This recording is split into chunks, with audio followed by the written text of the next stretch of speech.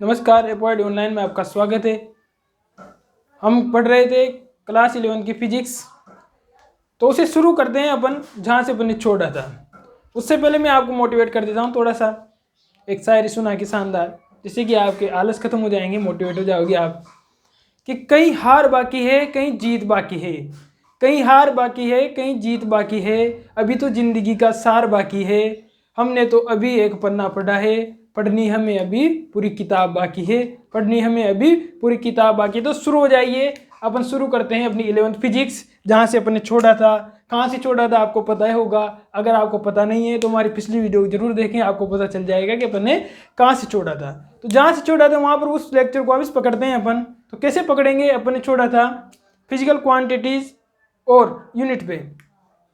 अपन ने देख लिया था कि फिजिकल क्वांटिटीज क्या होती है और यूनिट क्या होती है। उसके बाद अगला टॉपिक था, अपने वहां से शुरू करते हैं टाइप ऑफ फिजिकल क्वांटिटीज। ठीक है, टाइप ऑफ फिजिकल क्वांटिटीज। तो यहां लिख देता हूं पहले में फिजिक्स। कौन सी क्लास की पढ़ रहे हैं कि भूल गए? याद है 11th क्लास की, भूले तो नहीं हो ना? ठीक है, तो अपना टॉपिक था टाइप ऑफ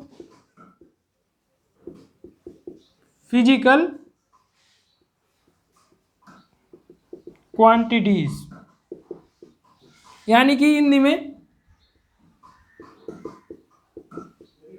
भौतिक राशियों के प्रकार। यानी कि भौतिक राशियों के कितने प्रकार के। अपन ने भौतिक राशि जनरली पढ़ ली थी कि क्या होती है, और अब हम उस पर चर्चा करेंगे कितने प्रकार की होती है, कैसे होती है। तो फिजिकल क्वांटिटीज जनरली 2 टाइप्स होती है, यानी कि there are 2 types of physical quantities, that is Hindi में भौतिक राशियां 2 प्रकार की होती है। कितने प्रकार की होती है? 2 प्रकार की होती है। कौन कौन सी होती है उनको यहाँ लिख देते हैं, फिर उनकी डेफिनेशन, उनके एग्जाम्पल अपन एक एक करके आराम से देखेंगे। पहली कौन सी आती है? बेस और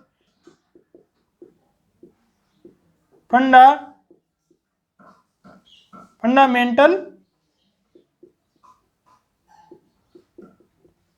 फिजिकल क्वांटिटीज। हिंदी में इनको कहते हैं मूलभूत या आधारभूत भौतिक राशियां। एंड सेकेंड वन, दूसरी क्या है कि derived physical quantities. Derived physical quantities, यानी कि व्युत्पन्न भौतिक राशियां। कितने प्रकार की हो गई? कितने प्रकार की होती है? 2 टाइप्स, यानी कि type of physical quantities. There are 2 types of physical quantities, यानी कि भौतिक राशियां 2 प्रकार की होती है। पहली बेस फंडामेंटल फिजिकल, सॉरी इसको सही कर लेते हैं, फिजिकल क्वांटिटीज की स्पेलिंग थोड़ी गलत है, क्वांटिटीज।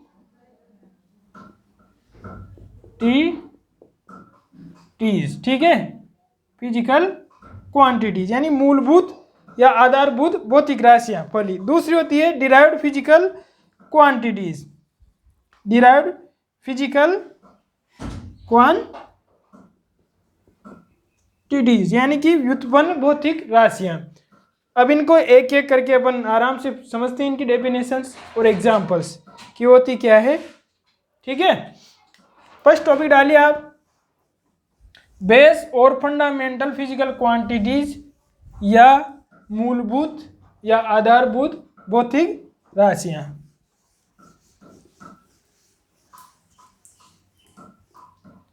ये ठीक है। यहां पर दोबारा अपन लिखते हैं आराम से टॉपिक डाल के।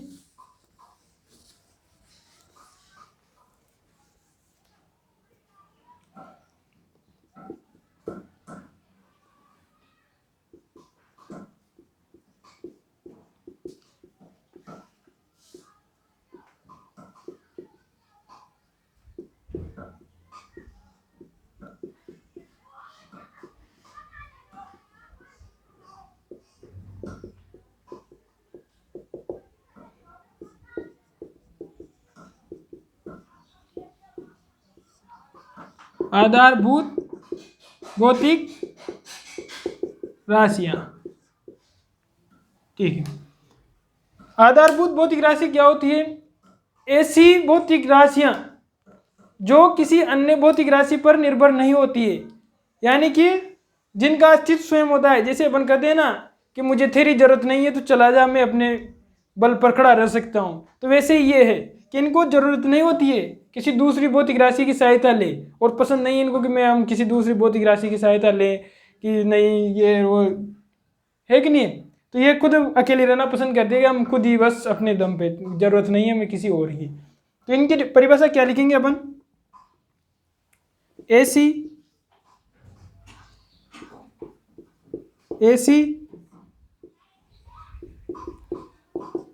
भौतिक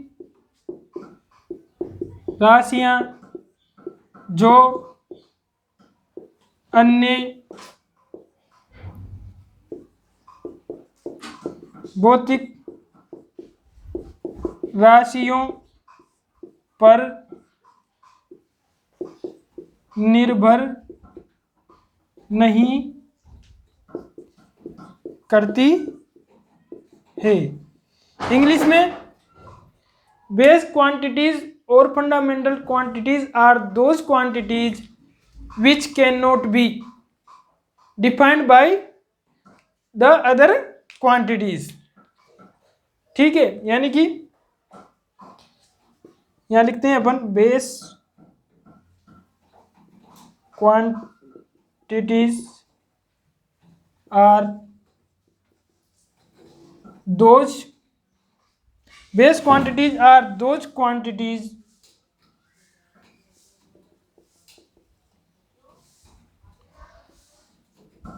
which cannot be defined by the other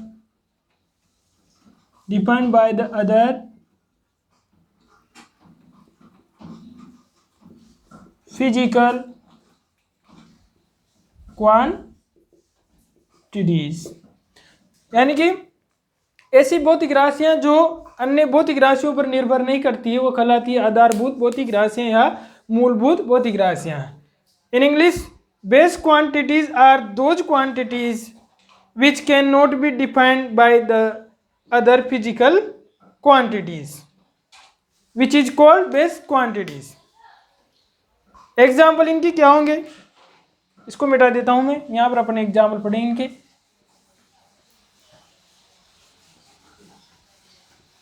तो एग्जाम्पल क्या होंगे इनके? एग्जाम्पल्स होंगे मास यानी कि द्रव्यमान, लेंथ हिंदी में इसको क्या कहते हैं? लंबाई। मास हो गया, लेंथ हो गई, उसके बाद सेकंड यानी कि इसको क्या कहते हैं? टाइम। तो यहां पर अपन केवल इसको टाइम लिखेंगे। यहां क्या लिखेंगे? टाइम, यानी कि समय, और ETC एटसेट्रा। तो अपन ने कौन सी पढ़ ली है? बेस फिजिकल क्वांटिटीज पढ़ ली है। अब सेकंड आती है डिराइव्ड फिजिकल क्वांटिटीज। तो सेकंड टॉपिक डालिए आप, डिराइव्ड फिजिकल क्वांटिटीज या व्युत्पन्न भौतिक राशियां। क्या होती है व्युत्पन्न भौतिक राशियाँ? इनकी उल्टा हो जाएगी। जैसे ये क्या थी, किसी और की मदद नहीं ले रही थी, लेकिन वह किसी और की मदद से ही बनाई जाती है। तो टॉपिक डालिए सेकंड।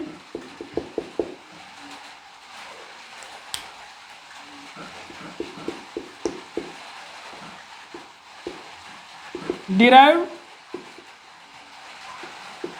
फिजिकल क्वांटिटीज,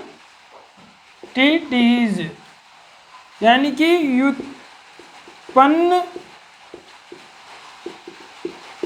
भौतिक राशियां। क्या ये वाली राशि नहीं, वो आती है, वो मेष कुंभ मीन आती है ना, वो नहीं है, ये अलग है। तुम सोचो कि नहीं वही राशि है, और तुम फिर कमेंट में पूछ लो सर मेरी राशि बताइए आप कौन सी राशि है, तो वो नहीं है। अपनी फिजिक्स की राशियाँ अलग है, वह ज्योतिष वाली है, वो अलग है। ठीक है, ये ध्यान रखना आप। तो इनकी डेफिनेशन क्या हो जाएगी? ऐसी भौतिक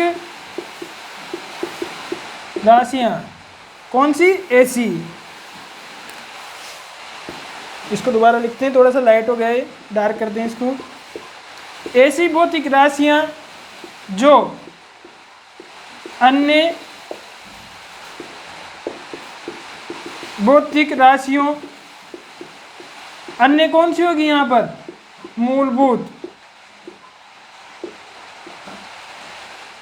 मूलभूत भौतिक राशियों या अन्य भौतिक राशियों से या राशियों पर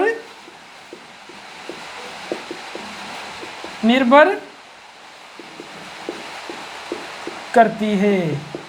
यानी कि ऐसी भौतिक राशियाँ जो अन्य भौतिक राशियों या मूलभूत भौतिक राशियों पर निर्भर करती है, कौन सी कहलाती है? डिराइव्ड फिजिकल क्वांटिटीज कहलाती है। यानी कि derived physical quantities are those quantities, derived physical quantities are those quantities which are based on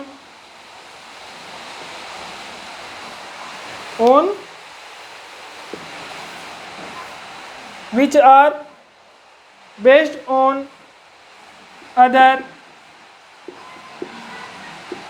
physical quantities.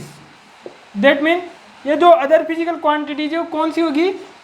Base और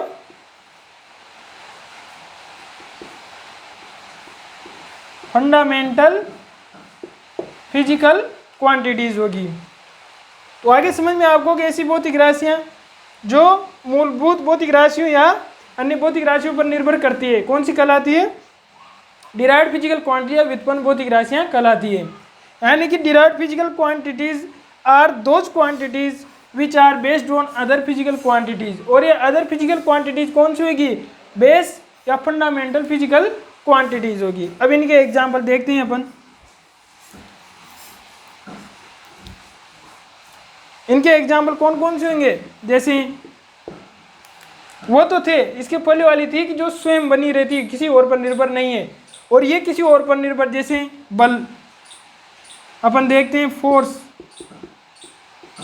यानी कि बल, कार्य यानी कि वर्क, बल हो गया, कार्य हो गया। उसके बाद मोमेंटम यानी कि संवेग, ETC एटसेट्रा आदि। ये इसके एग्जाम्पल है, बहुत सारे हैं, ये कुछ एग्जाम्पल है, ये मैंने दिखा दिए। उसके बाद आता है अपने अगला टॉपिक, टाइप ऑफ यूनिट्स, यानी कि मात्रकों के प्रकार। तो अब अपन उस पर चलते हैं कि क्या होते हैं मात्रक, कितने प्रकार के होते हैं मात्रक और कौन कौन से होते हैं। तो आप मुझे एक बात बताइए कि मैं मात्रकों के प्रकार बताऊं, उससे पहले आपको बता देना चाहिए कि कितने प्रकार के होंगे। बता देना चाहिए नहीं बता देना चाहिए? बता देना चाहिए। तो कितने प्रकार के होंगे? 2 प्रकार के। सबसे पहले टॉपिक डालो, टाइप ऑफ यूनिट्स, कितने मात्रकों के प्रकार, टाइप ऑफ यूनिट्स।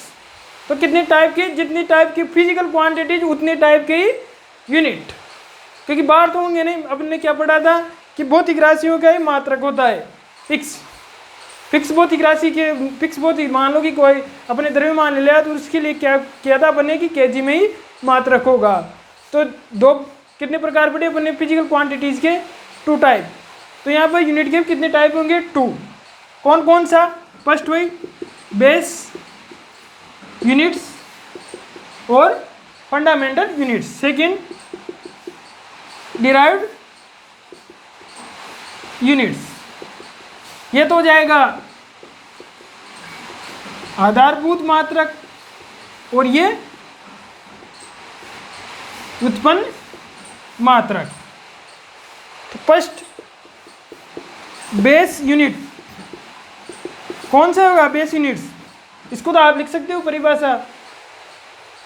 कैसे लिखोगे कि मूलभूत भौतिक राशियों की मात्रक ही मूलभूत मात्रक कहलाते हैं या आधारभूत मात्रक कहलाते हैं।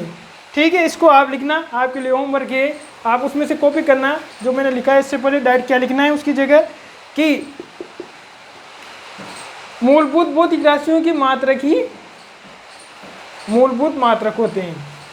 या इंग्लिश में क्या हो जाएगा?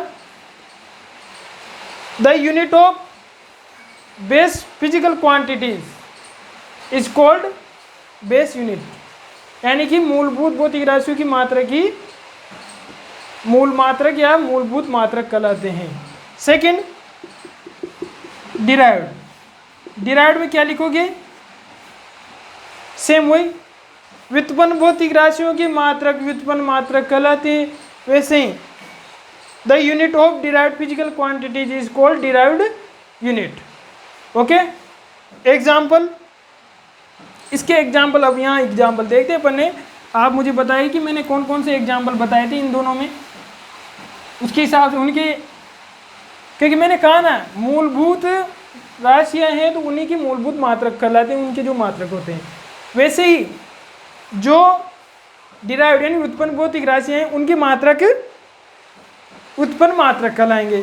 तो इधर मैं डायरेक्ट लिख देता हूँ, यहाँ लिख देता हूँ बेस फिजिकल क्वांटिटी। आप समझ जाइए, क्वांटिटीज यानी कि आधारभूत फिजिकल आधारभूत भौतिक राशियाँ, सॉरी आधारभूत फिजिकल भौतिक राशियाँ। इसको यहाँ राशियाँ लिख दो, यहाँ पर अपन इसका यूनिट लिख देते हैं। ठीक है, मात्रा, यानी कि यहाँ अपन ने लिख दिया इधर फिजिकल बेस फिजिकल क्वांटिटी इधर यूनिट। पहले कौन सी लिखी थी अपन ने? द्रव्यमान यानी कि मास। इसके लिए मैं एग्जांपल बता चुका हूँ आपको। क्या होगा? क्या होगा? केजी, किलोग्राम, सेम भले केजी में। ठीक है, इसको ऐसे लिख देंगे किलोग्राम। इंग्लिश में लिख लेना, पढ़ने में कोई दिक्कत नहीं होगी, किलोग्राम ही है। अभी हिंदी में लिखूंगा किलोग्राम, बात बराबर ही है, क्योंकि सिंबल तो इंग्लिश में लिखना पड़ेगा तुम्हें। मैं पहले ही बताया था पहले वीडियो में कि इसको ऐसे के जी में नहीं लिखेंगे, के जी में लिखेंगे। ठीक है। सेकंड क्या थी? लंबाई यानी कि लेंथ, उसका क्या होगा? मीटर में, मीटर। थर्ड टाइम यानी कि समय, क्या होगा इसका? Second, second. ये हो गए बेस फिजिकल क्वांटिटीज, इधर उनके मात्रक। अब यहां पर डायरेक्ट कर देता हूं मैं, इधर तो लिख देते हैं डिराइव्ड यानी कि व्युत्पन्न और इधर यूनिट। ये लिख लिया, इन मात्रकों को लिख लीजिए, यहाँ पर लिख लेना बेस फिजिकल क्वांटिटीज, वो लिख लिया होगा। अगर ये नहीं लिखे तो इनको लिख लीजिए आप। उसके बाद आगे चलते हैं डिराइव्ड फिजिकल क्वांटिटीज पे।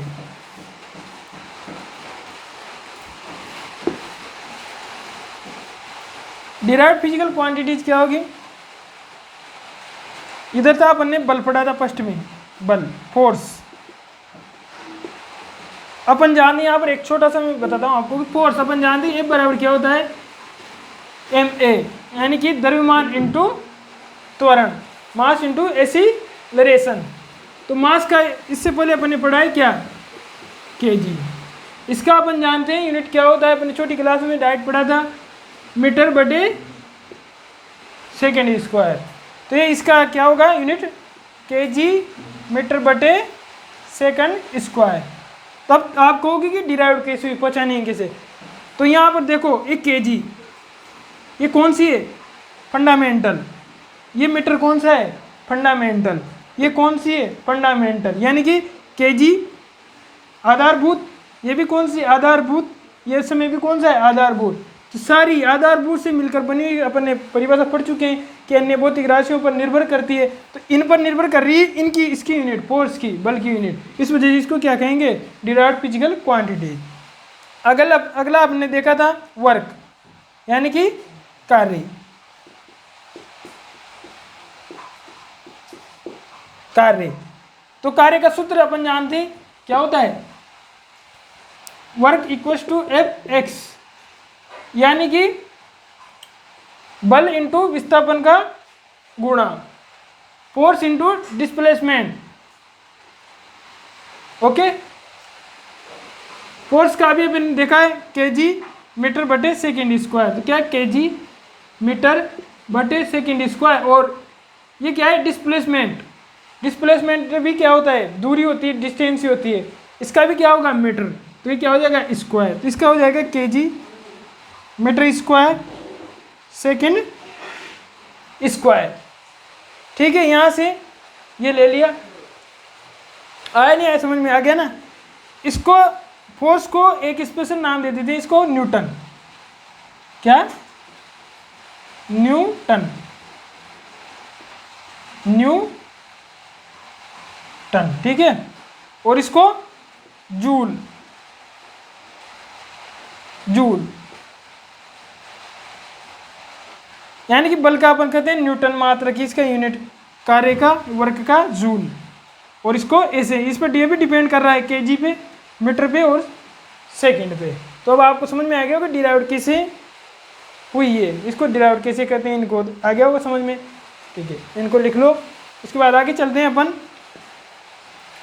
थर्ड टॉपिक था अपन, मैंने बताया था कि सिस्टम ऑफ यूनिट्स, यानी कि मात्रक पद्धतियाँ। अब उन पर चलते हैं, वो क्या होती है, कैसी होती है, उनको अपन देखते हैं।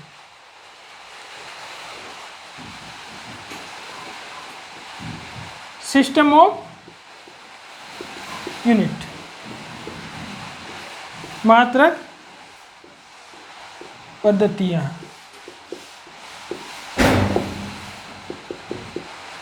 सिस्टम ऑफ यूनिट्स, तो जनरली जब पहले पुराने समय में जब अलग अलग देश थे, बहुत सारे अभी भी हैं, तो उस समय क्या होता है, सभी देश में अलग अलग, सब कहते थे नहीं हमारे देश में हम इस मात्रक पद्धति से भौतिक राशियों को नापेंगे, कोई कहता था नहीं हम इससे करेंगे, हम उससे करेंगे।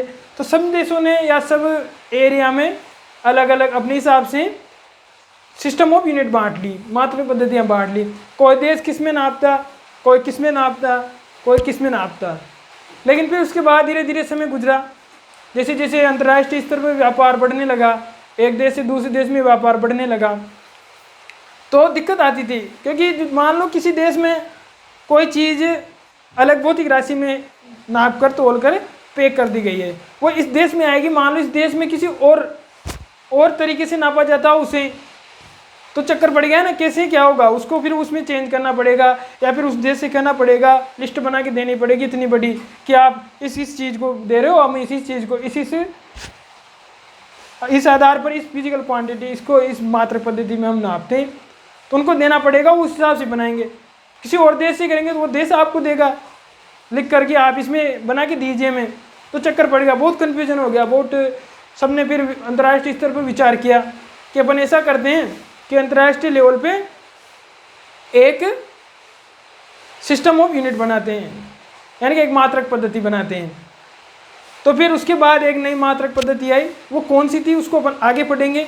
उससे पहले जो पुरानी वाली चली आ रही थी वो कौन सी, उसको अपन अभी पढ़ रहे हैं, ठीक है। तो फर्स्ट कितने 3 टाइप की, ये भी कितनी प्रकार की, 3 टाइप, यानी कि 3 प्रकार की। कौन कौन सी? फर्स्ट में CGS।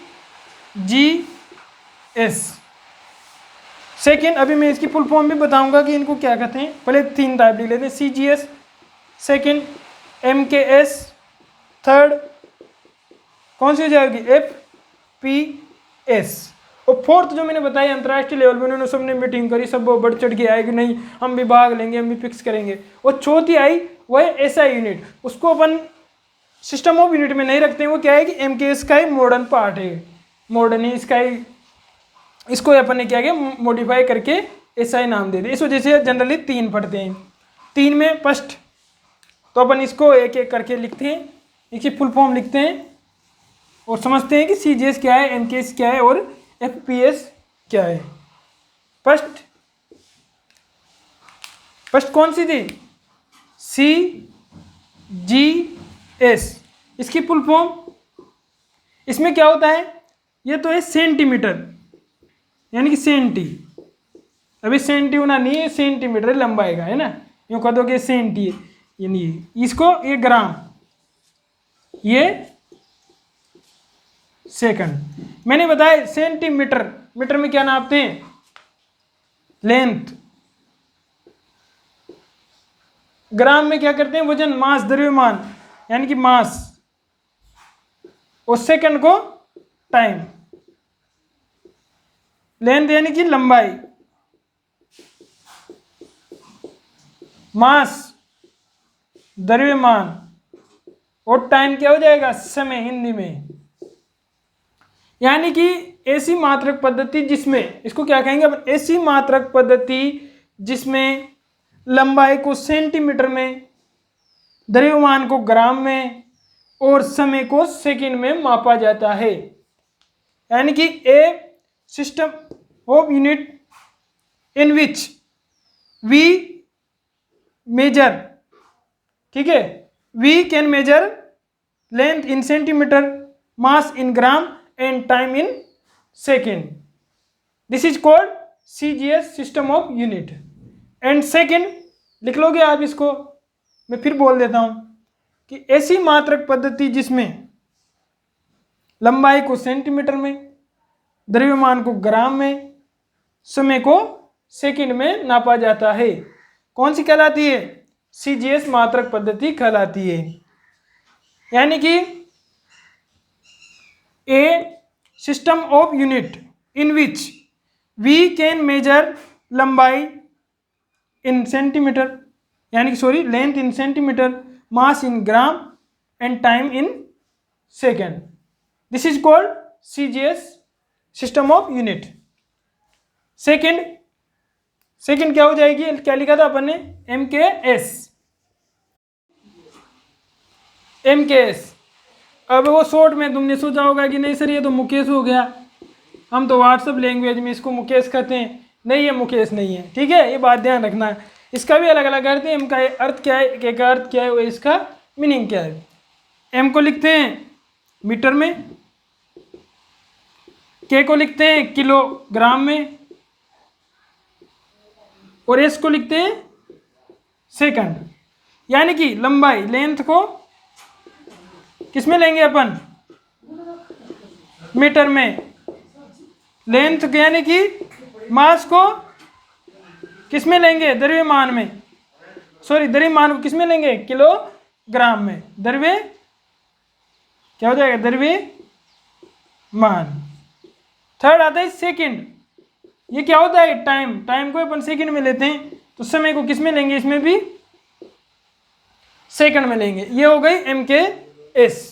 थर्ड कौन सी है, FPS।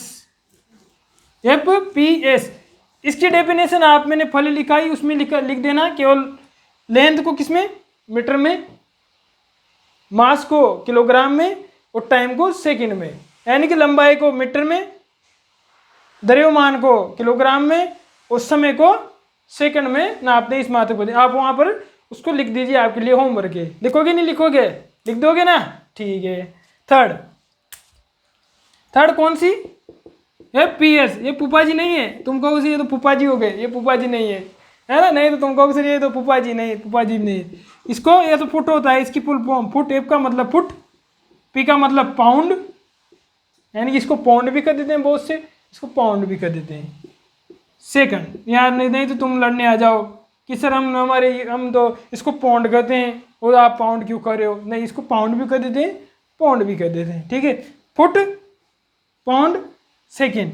फुट में वही सेम लेंथ यानी कि लंबाई को नापेंगे अपन, मास को, द्रव्यमान को किसमें, पाउंड में, और टाइम को, समय को सेकंड में। ये फुट है। अपन जैसे बहुवचन ले लेंगे तो फिर किसमें आ जाएगा, फिट में। किसमें आ जाएगा, फिट में। अपन का तो कितने फिट है, ठीक है ना, क्योंकि अपन जाते टिथ का, टूथ का क्या होता है, टिथ हो जाता है ना, कि टिथ का टूथ होता है, टूथ का टिथ होता है, बताओ। टूथ होता है, टूथ का टिथ होता है, वैसे ही फुट का फिट हो जाएगा, समझ गए। मैं यही देखना चाहता, तुम्हें आता है नहीं आता, एक यूं करता नहीं था, यहाँ से आता है, तो ये बात नहीं कि नहीं ये, ठीक है, यही से फिट आएगा। नहीं तुम कहोगे नहीं सर फिट गए थे, फिट भी ना आते हम तो, ऐसे नहीं है, ये फुट गए वचन फिट हो जाएगा, ठीक है। 3 आगे समझ में। नेक्स्ट मैंने क्या बताया था, MKS का मॉडिफाइड रूप SI, यानी कि the international system of unit, उसको कहते हैं SI। SI क्यों नाम पड़ा, क्योंकि फ्रेंच में इसको सिस्टम इंटरनेशनल कर देते हैं, इस वजह से SI हो जाता है, ठीक है। तो फोर्थ जो इसको नाम नहीं देंगे अपन, केवल क्या पढ़ेंगे, SI पद्धति, उसको भी SI लिखते हैं। ये सब इंस्पेक्टर नहीं है, ये SY, आप तो आपको नहीं, ये सब इंस्पेक्टर हैं, ठीक है। ये SI यानी कि the international system of unit, यानी कि अंतरराष्ट्रीय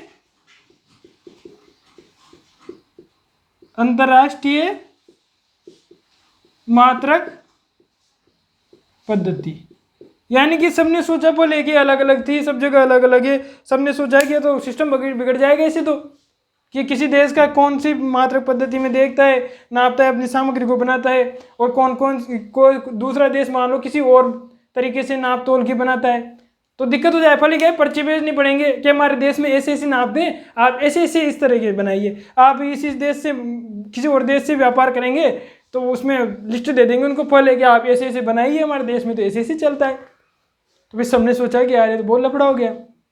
सबने मिलकर एक मीटिंग करी कि अपन ऐसा करते हैं, पूरे वर्ल्ड में एक ऐसे सिस्टम बनाते हैं कि जिसमें सब देशों में एक ही मात्रक पद्धति चले, तो दिक्कत नहीं आएगी बनाने में, क्योंकि उससे डायरेक्ट ही जैसे कोई ऑर्डर दे देगा कि हमें इतनी ये चीज़ें चाहिए तो डायरेक्ट बन के आ जाएगी। उसमें यूँ नहीं आप पर्ची दो कि नहीं इसको इसमें बनाइए, आप नहीं, इसमें बनाने की जरूरत नहीं है।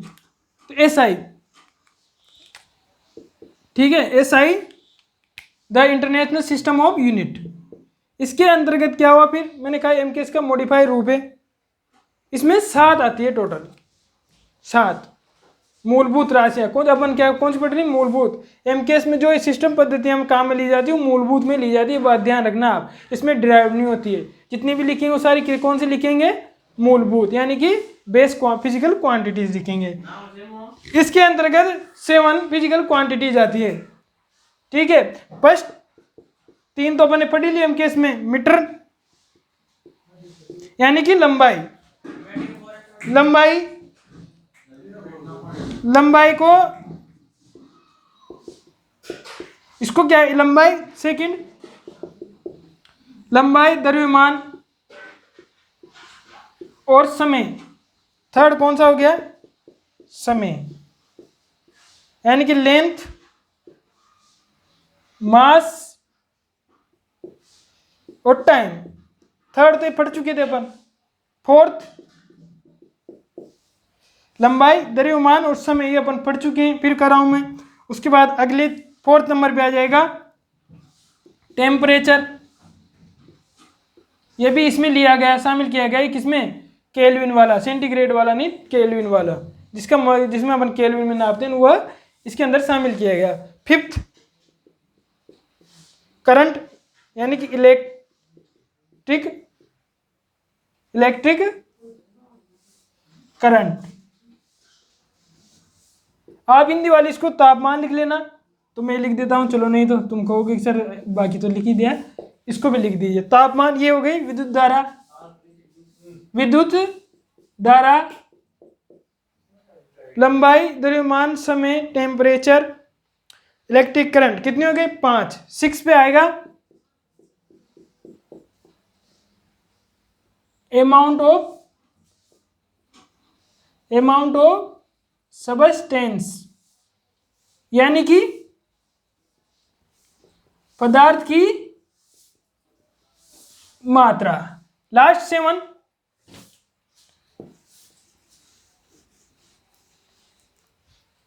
7 नंबर पे कौन सा, ल्यूमिनस इंटेंसिटी, यानी कि प्रतिपन तीव्रता। इनके मात्रक, लंबाई को अपन ने मीटर में, एमकेएस में क्या लिया था, मीटर में, द्रव्यमान को केजी में, और इसको मीटर में लिया था, इसका मतलब स्मॉल एम, आपने बताया नहीं कि कैपिटल एम लिख दिया, स्मॉल एम। समय को सेकंड में। टेम्परेचर को मैंने कहा केल्विन वाला लेते हैं, सेंटीग्रेड वाला नहीं लेते हैं। इलेक्ट्रिक करंट को एम्पियर में। अमाउंट ऑफ सबस्टेंस को मोल में, यहां पर लिख लेना मोल, ठीक है। और उसके बाद ये छोटा एम, ठीक है, ये छोटा एम। और ल्यूमिनस इंटेंसिटी को कैंडेला, यानी कि सीडी, इसको कैंडेला कहते हैं।